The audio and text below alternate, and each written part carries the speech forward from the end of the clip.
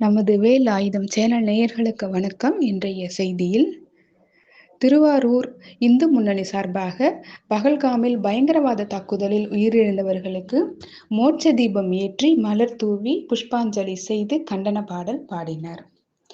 ஜம்மு காஷ்மீர் மாநிலம் பகல்காமில் சுற்றுலா பயணிகளை குறிவைத்து பயங்கரவாதிகள் கொடூர தாக்குதல் நடத்தினர். இந்த தாக்குதலில் சுற்றுலா பயணிகள் 29 பேர் உயிரிழந்தனர். இந்த கொடூர தாக்குதலுக்கு பல்வேறு தரப்பினரும் கண்டனம் தெரிவித்து வருகின்றனர். இந்த வகையில் திருவாரூர் கமலாலய திருக்குளம் நகராட்சி எதிரே உள்ள காசி விஸ்வநாதர் திருக்கோயில் வாசலில் இந்து முன்னணி சார்பில் பயங்கரவாத தாக்குதலில் உயிரிழந்தவர்களுக்கு மோட்ச தீபம் ஏற்றி புஷ்பாஞ்சலி நிகழ்ச்சி செய்யப்பட்டது.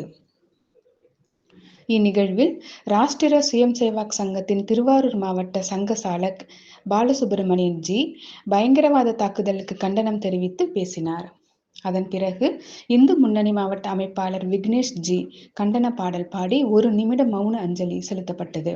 பின்னர் உயிரிழந்தவர்களுக்கு மோட்ச தீபம் ஏற்றி அனைவரும் மலர் தூவி புஷ்பாஞ்சலி செய்தனர்.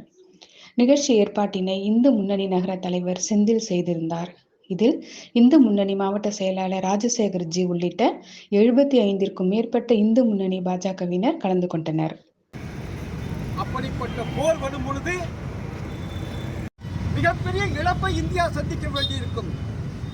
நான் திடமாக உறுதியாக கூறுகிறேன், ஆனால் இந்தியாவே வெற்றியாக இருக்கும். அப்படி ஒரு 40-50 வருஷத்துக்கு முன்னாடி நேஷனல் டேமஸ் சொல்லிட்டு எழுதி வச்சு போயிருக்காங்க.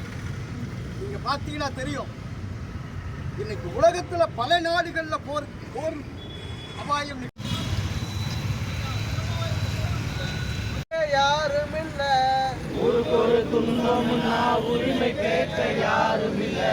கோயில் செலவுடைச்சா குமுறியல யாரும் இல்ல. கோயில் செலவுடைச்சா குமுறியல யாரும் இல்ல. கைலாச மலைய பாரு களவு போச்சு கண்ணெதிர. கைலாச மலைய பாரு களவு போச்சு கண்ணெதிர. பங்களாதேசம் கூட பறிபோச்சு நாடறித.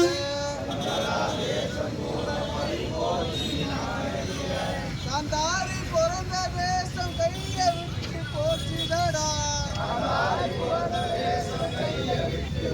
காஷ்மீர திருடி கொள்ள சதி நடக்குது உள்ளுக்குள்ள. பாரத் மாதா கி ஜெய், பாரத் மாதா கி ஜெய்.